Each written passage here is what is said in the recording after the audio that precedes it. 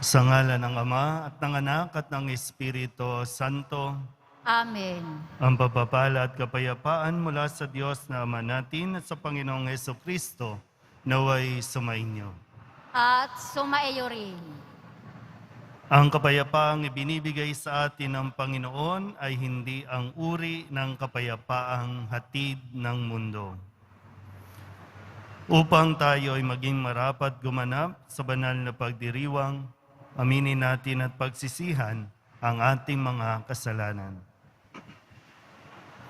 Inaamin ko sa makapangyarihang Diyos at sa inyo mga kapatid, na lubha akong nagkasala sa isip, sa salita at sa gawa, at sa aking pagkukulang.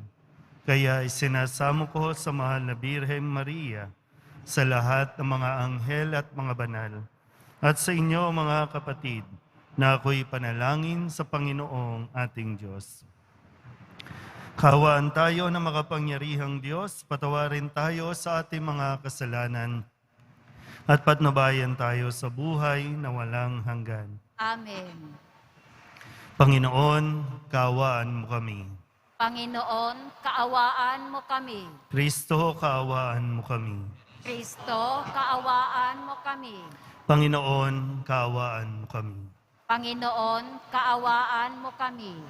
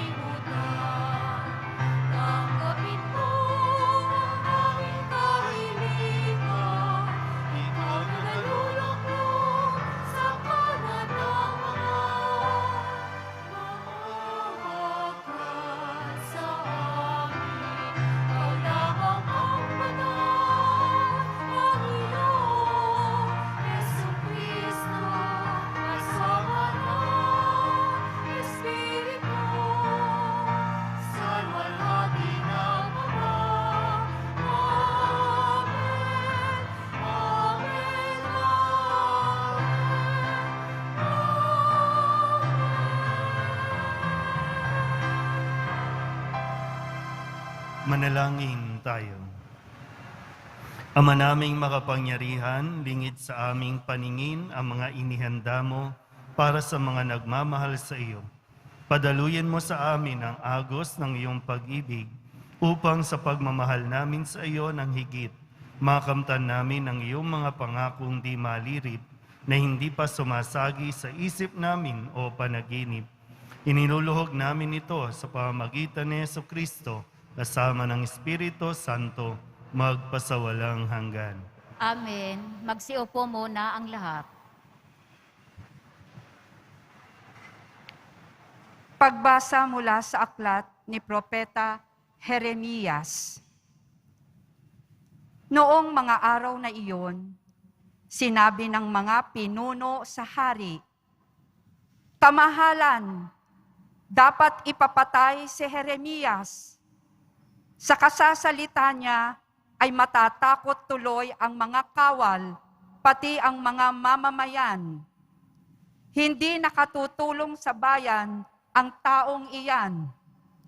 Manapay ibig niyang mapahamak tayong lahat." Kaya't sinabi ni Haring Sedekias, "Kung gayon, gawin ninyo sa kanya ang ibig ninyo. Hindi ko kayo mapipigil." Dinakip nila si Jeremias at dinala sa may balon ni Prinsipe Malkiyas sa himpilan ng mga bantay. Matapos talian ng lubid, inihugos nila si Jeremias sa balon. Hindi tubig, kundi burak ang laman ng balon, kaya lumubog siya sa putik. Pumunta roon si Ebed-Melech at sinabi sa hari, "Kamahalan, masama ang ginawa ng mga pinuno. Inihulog nila sa balon si Jeremias. Maaaring mamatay siya sa gutom pagkat wala ng pagkain sa lungsod."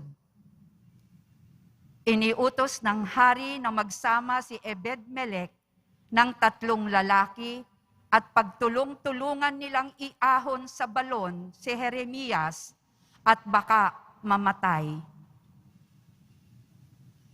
Ang salita ng Diyos. Salamat sa Diyos. Ang pagtulong mo sa amin, Panginoon, ngayoy gawin. Ang pagtulong mo sa amin, Panginoon, ngayoy gawin. Ako ay naghintay sa aking Panginoon at dininig niya ang aking pagtaghoy. Ang pagtulong mo sa amin, Panginoon, ngayoy gawin. Sa balong malalim na lubhang maputik, iniahon niya at dooy inalis. Ligtas na dinala sa malaking bato at naging panatag, taglay na buhay ko. Ang pagtulong mo sa amin, Panginoon, ngayoy gawin. Tinuruan niya ako pagkatapos ng bagong awiting pampuri sa Diyos. Ang bawat makasaksi ay matatakot at sa poong Diyos magtitiwalang lubos. Ang pagtulong mo sa amin, Panginoon, ngayoy gawin. Mahina man ako at wala ng lakas, ngunit sa isip mo'y di mo kinakatkat. O aking tagatulong, tagapagligtas, Panginoong Diyos, huwag ka nang magluwat. Ang pagtulong mo sa amin, Panginoon, ngayoy gawin.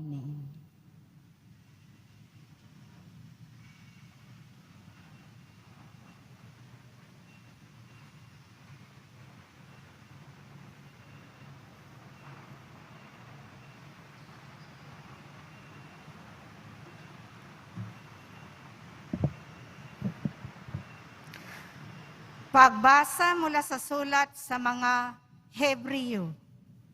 Mga kapatid, yamang naliligid tayo ng makapal na saksi, iwaksi natin ang kasalanan at ang anumang balakid na pumipigil sa atin, at tayo'y buong tiyagang magpatuloy sa takbuhing na sa ating harapan. Ituon natin ang ating paningin kay Jesus, na siyang pinagmulan ng ating pananampalataya, at siya ring nagpapasakdal nito. Dahil sa kagalakang naghihintay sa Kanya, hindi niya ikinahiya ang mamatay sa krus. At siya ngayoy nakaluklok sa kanan ng trono ng Diyos. Isip-isipin ninyo kung gaano tiniis niyang paglaban ng mga makasalanan upang hindi kayo manlupaypay o panghinaan ng loob. Hindi pa humantong sa pagdanak ng inyong dugo ang pakikapunggali ninyo sa kasalanan. Ang salita ng Diyos. Salamat sa Diyos. Magsitayo po ang lahat.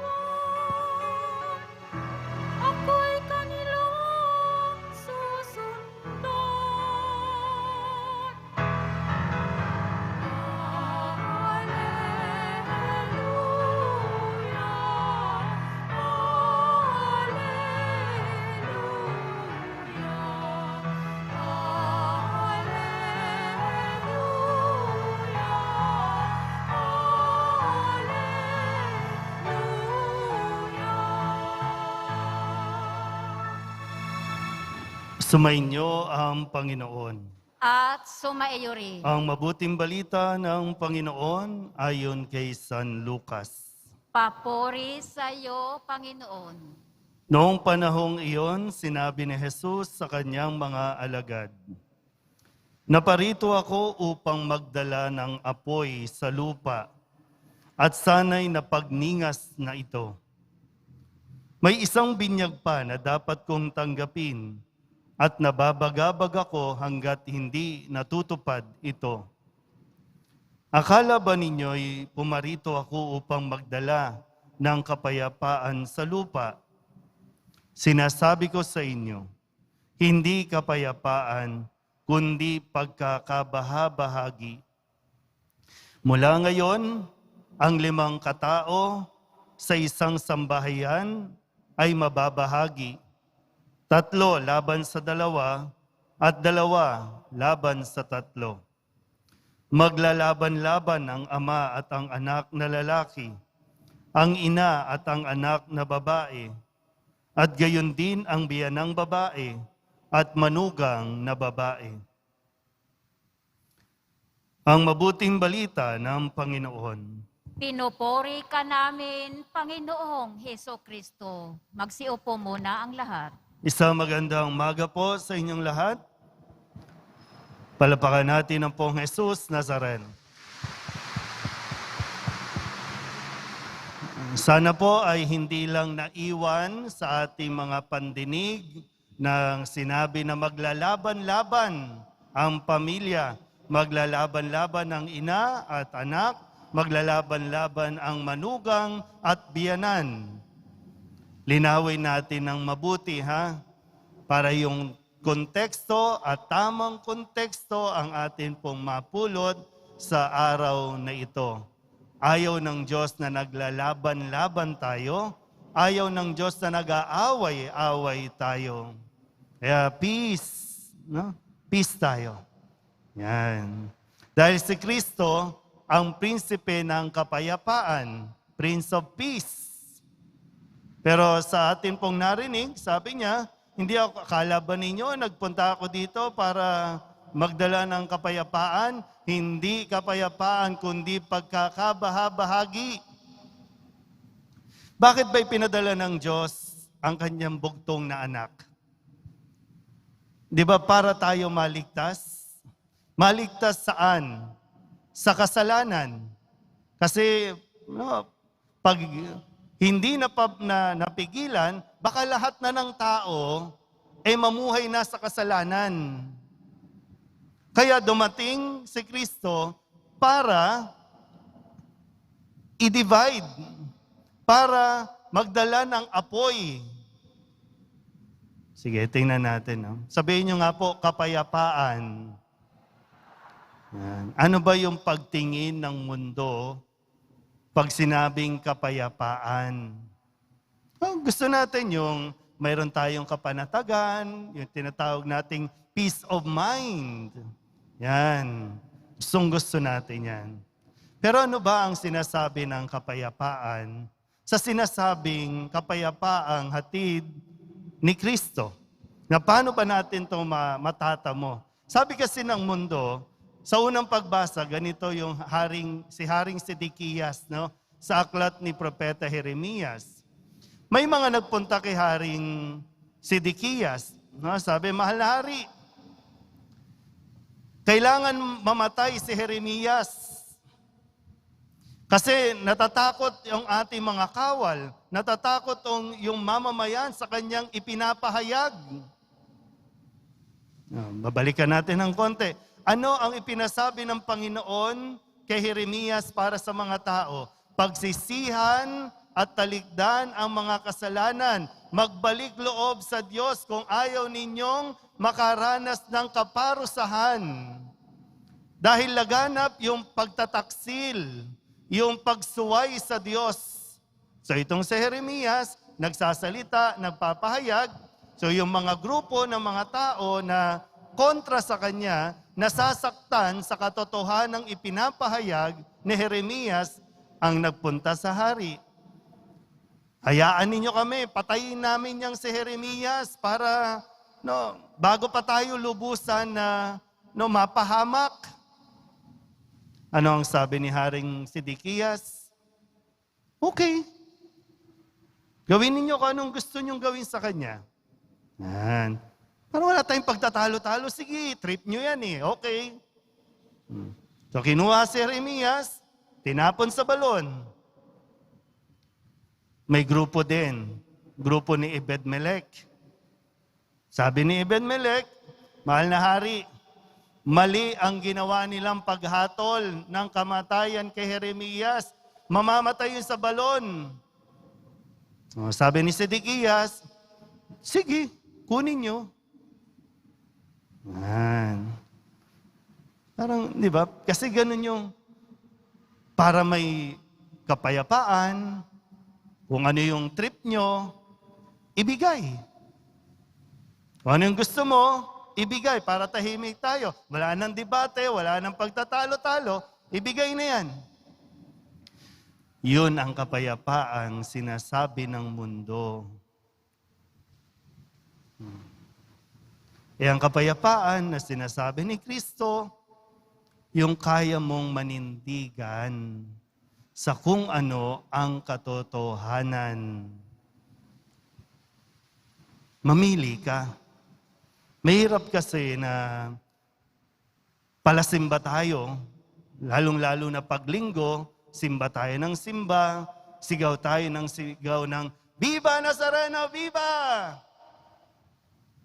Pero paglabas ng simbahan, pamamaraan na naman ng mundo ang ating gagawin, ang ating susundan. Saan ka ba talaga?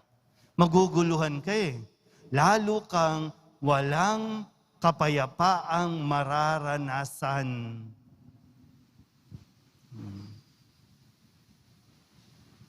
Sa mga nasa harapan dito, no?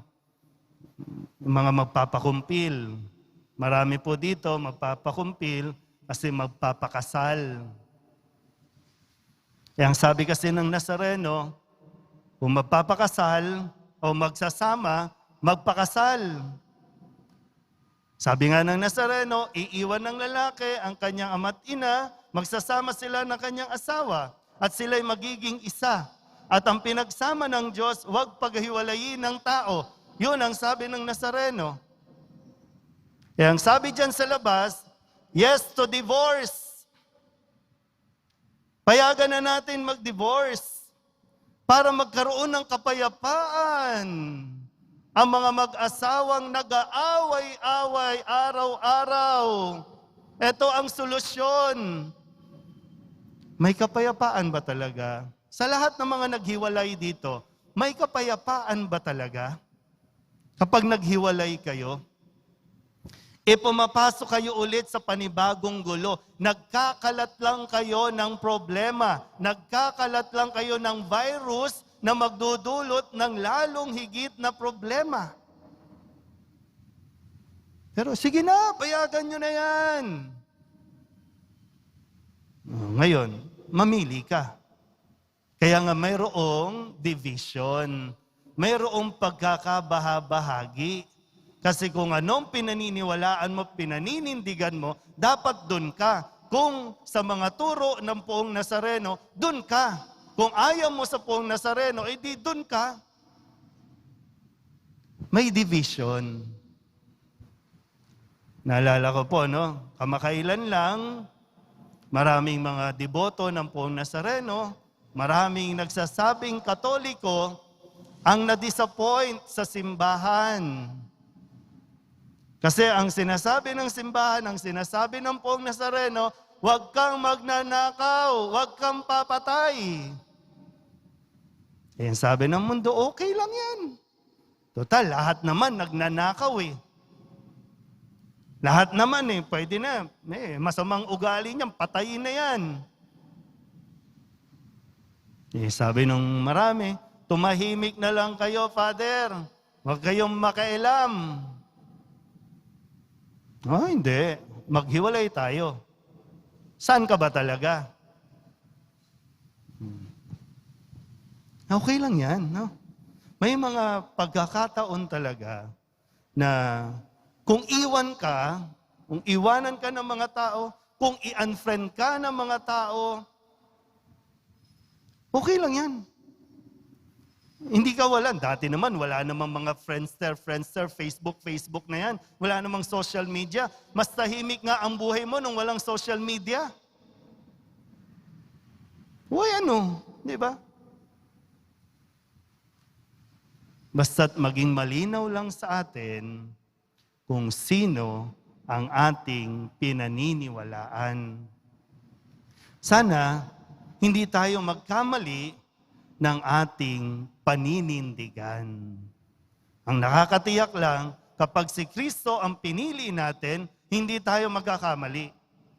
Pwedeng may konting hirap na mararanasan, pero hindi ka magkakamali kapag si Kristo ang pinili mo.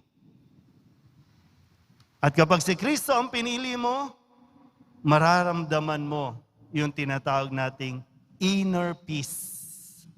Yung kapanatagan. May problema sa labas, may mga kaaway sa labas, may mga bashers sa labas, pero mayroon kang kapayapaan sa kalooban mo. Makakatulog ka ng mahimbing at peace.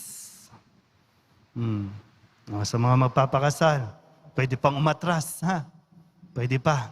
Bago kayo, baka kumukuha kayo ng batong ipupukpok ninyo sa inyong mga ulo at pagdating ng gabi, hindi na kayo makatulog habang katabi nyo ang isa't isa. Mag-isip ng mabuti. Pero kung magdidesisyon, tuloy. Kasama nyo ang Poong Nazareno sa katotohanan.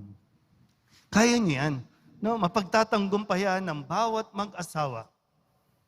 At hindi yung mga batas ng tao ang makakapagbigay ng solusyon sa ating mga problema, kundi yung magbabalik tayo sa batas ng Diyos, sa utos ng Diyos. Yan.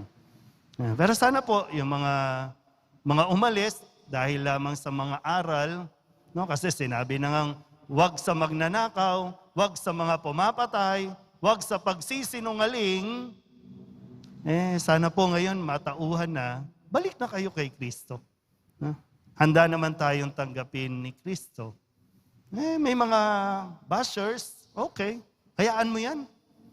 Yung iba kasi trabaho na nila yung mang-bash. Trabaho, kumikita kasi sa pangbabash. Trabaho lang yan. Pero huwag mo nang dibdibin, no? Huwag mo masyado nang seryosohin. Focus ka lang dun, no? Sa Nazareno. At makakaya natin ang lahat. Yung kapayapaan na hindi nabibili ng anumang material na bagay na sinasabi ng mundo, makukuha natin yan kapag tayo po ay nanatili na kumakapit sa Poong Jesus Nazareno. Amen? O ang lahat.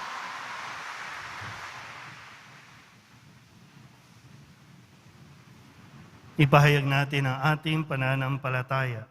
Sumasampalataya ako Sa Diyos amang makapangyarihan sa lahat, na may gawa ng langit at lupa. Sumasampalataya ako kay Hesukristo, iisang anak ng Diyos, Panginoon nating lahat. Nagkatawang tao siya, lalang ng Espiritu Santo. Ipinanganak ni Santa Mariang Birhen. Pinagpakasakit ni Poncio Pilato. Ipinako sa krus, namatay, inilibing. Nanaog sa kinaroroonan ng mga yumao. Nang may ikatlong araw, nabuhay na maguli. Umakyat sa langit. Naluluklok sa kanan ng Diyos amang makapangyarihan sa lahat. Doon magmumulang paririto at huhukom sa nangabubuhay at nangamatay na tao. Sumasampalataya naman ako sa Diyos Espiritu Santo, sa banal na simbahang Katolika, sa kasamahan ng mga banal, sa kapatawaran ng mga kasalanan, sa pagkabuhay na muli ng nangamatay na tao, at sa buhay na walang hanggan. Amen. Ang iyong radikal na pag-ibig, Ama, na aming nararanasan sa pamamagitan ng iyong anak na si Jesus, ang siyang magtutulak sa amin tungo sa mga radikal na pagpili at pagbabago sa aming buhay. Tulungan mo kaming lagi kang piliin sa lahat ng pagkakataon upang aming makamit ang kaganapan ng buhay. Buong pagtitiwala kaming dumadalangin, Ama, dinggin mo ang aming mga puso. Ama, dinggin mo ang aming mga puso. Sa diwa ng sinodalidad, maging tapat na daluyanawa ng iyong biyaya ang mga pinuno ng aming simbahan sa kanilang pakikinig sa mga pangangailangan ng iyong kawang ipinagkatiwala mo sa kanila. Manalangin tayo. Ama, dinggin mo ang aming mga puso.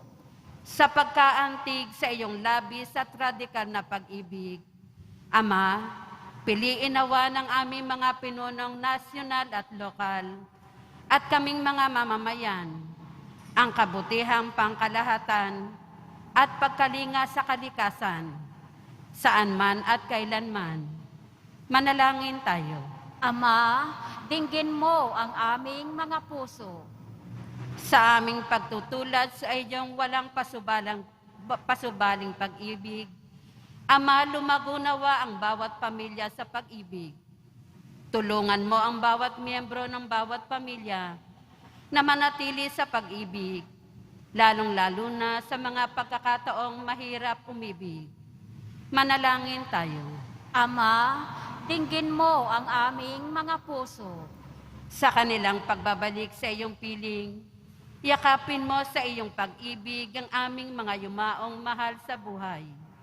Manalangin tayo. Ama, dinggin mo ang aming mga puso. Sa ilang sandali ng katahimikan, itaas natin sa Diyos ang ating personal na kahilingan. Gayon din ang mga taong lubos na nangangailangan ng ating panalangin. Manalangin tayo. Ama, dinggin mo ang aming mga puso. Isama din natin ang lahat ng mga misang pasasalamat, espesyal na intensyon at mga kaluluwa na inihiling na ipagdasal sa misang ito.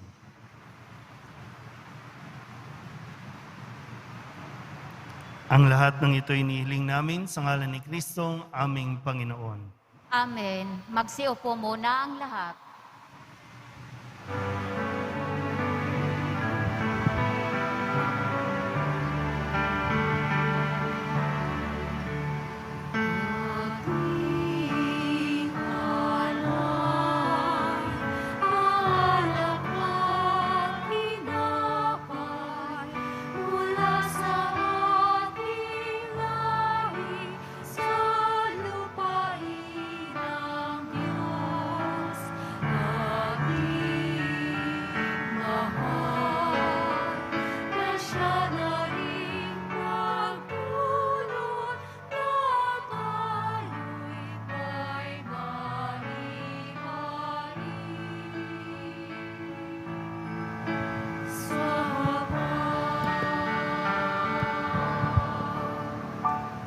Magsitayo na po ang lahat. Manalangin kayo mga kapatid upang paghahain natin ang kalugdan ng Diyos sa mga makapangyarihan. Tanggapin nawa ng Panginoon itong paghahain sa iyong mga kamay, sa kapurihan niya at karangalan, sa ating kapakinabangan at sa buong sambayanan niyang banal. Ama naming lumikha, tanggapin mo ang mga alay upang maganap ang pagpapalitan ng iyong kaloob at ng aming handog sa aming paghahain na iyon na ring ibinigay para kami maging marapat na iyong paunlakan sa pamamagitan ni Jesucristo kasama ng Espiritu Santo magpasawalang hanggan. Amen. Sumainyo ang Panginoon. At sumaiyo rin. Itaas sa Diyos ang inyong puso at diwa. Itinaas na namin sa Panginoon. Pasalamatan natin ang Panginoong ating Diyos. Marapat na siya ay pasalamatan. Ama naming makapangyarihan, tunay ngang marapat na ikaw ay aming pasalamatan sa pamamagitan ni Jesucristo na aming Panginoon. Siya ay naging kapwa naming maaasahan upang may mangunang umako sa pananagutan dahil hangad mong magbago ang kinamiyas ng pagkakanya-kanya ng sangkatauhan. Bunga ng pagtitiis, siya ay nanaig at ang kamatayan ay kanyang nalupig. Kaya't siya ang aming daan para aming masapit ang iyong tapat at maaasahang pag-ibig. Kaya kaysa ng mga anghel na nagsisiawit ng papuri sa iyo nang walang humpay sa kalangitan, kami nagbubunyi sa iyong kadakilaan.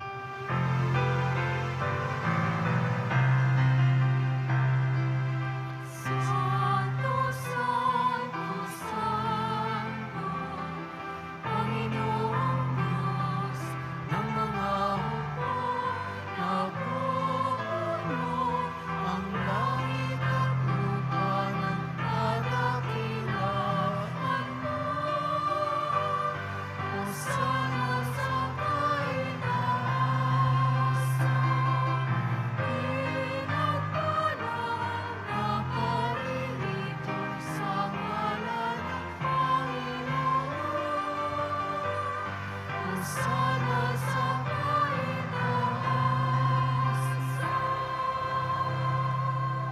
Magsiluhod po ang lahat. Ama naming banal, ikaw ang bukal ng tanang kabanalan. Kaya't sa pamamagitan ng iyong Espiritu, gawin mong banal ang kaloob na ito upang para sa aming maging katawan at dugo ng aming Panginoong Heso Kristo. Bago niya pinagtiis ang kusang loob na maging handog, inawakan niya ang tinapay, pinasalamatan kaniya, pinaghati-hati ni iyon, iniabot sa kanyang mga alagad at sinabing, tanggapin ninyong lahat ito at kanin, ito ang aking katawan na iahandog para sa inyo.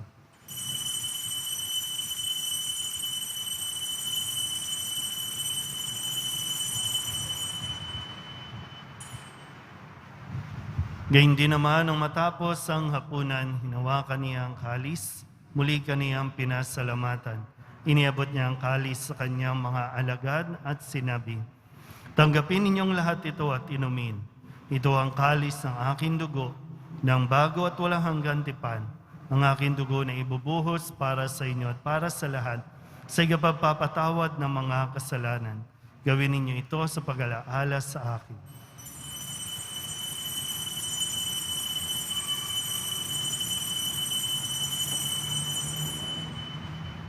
Magsitayo na po ang lahat. Ipagbunyi natin ang misteryo ng pananampalataya. Si Kristo'y namatay, si Kristo'y nabuhay, si Kristo'y babalik sa wakas ng panahon. Ama, ginagawa namin ngayon ang pag-alaala sa pagkamatay at muling pagkabuhay ng iyong anak, kaya tiniaalay namin sa iyo ang tinapay na nagbibigay buhay at ang kalis na nagkakaloob ng kaligtasan. Kami napapasalamat dahil kami iyong minarapat na tumayo sa harap mo para maglingkod sa iyo. Isinasamo namin kami magsasalo-salo sa katawan at dugo ni Kristo ay mabuklod sa pagkakaisa sa pamamagitan ng Espiritu Santo. Ama, lingapin mo ang iyong simbahang laganap sa buong daigdig. Puspusin mo kami sa pag-ibig kay San Francisco na aming Papa at ni Jose na aming Obispo at ng Tanang Kaparian. Alalahanin mo rin ang mga kapatid naming nahimlay na may pag-asang sila'y muling mabubuhay, gayon din ang lahat ng mga pumanaw. Kawaan mo sila at patuloyin sa iyong kaliwanagan. Kawaan mo at pagindapating kaming lahat na makasalo sa iyong buhay na walang wakas. Kaysa ng mahal na Birhen Maria na Ina ng Diyos, ng kabiyak ng puso niyang sa San Jose. Kaysa ng mga apostol at ng lahat ng mga banal na namuhay dito sa daigdig ng kalugod-lugod sa iyo, may pagdiwang nawa namin ang papupuri sa kararangal mo sa pamamagitan ng iyong anak na aming Panginoong Heso Kristo. Sa pamamagitan ni Kristo, kasama niya at sa Kanya, lahat ng parangal at papuri ay sa iyo, Diyos Ama, makapangyarihan, kasama ng Espiritu Santo, magpasawalang hanggan.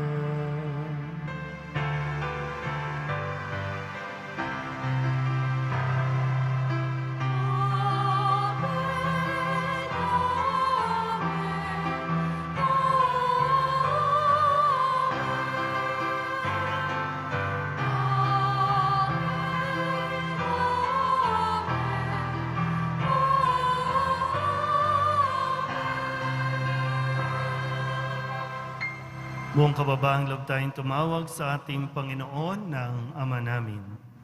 Ama namin, Sumasalangit ka, sambahin ang ngalan mo. Mapasa amin ang kaharian mo, sundin ang loob mo dito sa lupa para nang sa langit. Bigyan mo kami ngayon ng aming kakanin sa araw-araw at patawarin mo kami sa aming mga sala para ng pagpapatawad namin sa nagkakasala sa amin. At huwag mo kaming ipahintulot sa tukso at iadya mo kami sa lahat ng masama. hinihiling namin kami iadya sa lahat ng masama, pagkalooban ng kapayapaan araw-araw, iligtas sa kasalanan at ilayo sa lahat ng kapahamakan, samantalang aming pinananabikan ang dakilang araw ng pagpapahayag ng tagapagligtas naming si Hesus Kristo.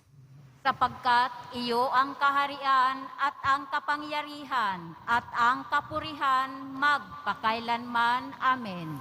Panginoong Hesus Kristo, sinabi mo sa iyong mga apostol, kapayapaan ang iniiwan ko sa inyo, aking kapayapaan ang binibigay ko sa inyo. Tunghayan mo ang aming pananampalataya at huwag ang aming mga pagkakasala.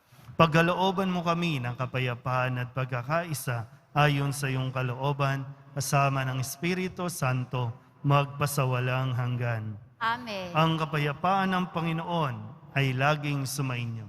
At sumaiyo rin. Mabigyan po tayo ng kapayapaan sa isa't isa.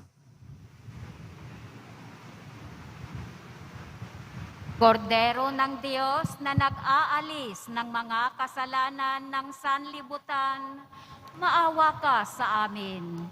Kordero ng Diyos na nag-aalis ng mga kasalanan ng sanlibutan, maawa ka sa amin. Kordero ng Diyos na nag-aalis ng mga kasalanan ng sanlibutan, ipagkaloob mo sa amin ang kapayapaan. Magsiluhod po ang lahat.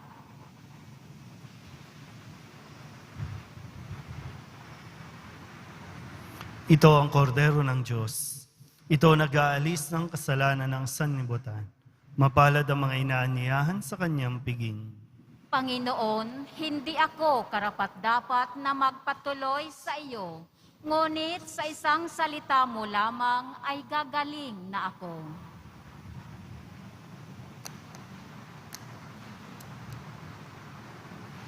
Katawan ni Kristo, Amen.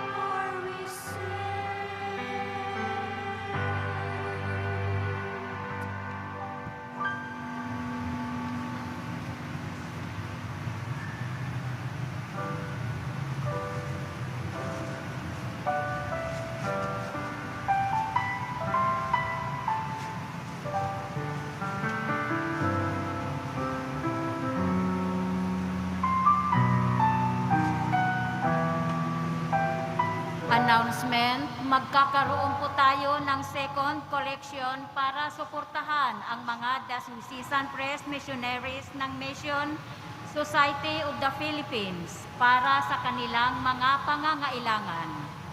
Tumulong po tayo. Maraming salamat po.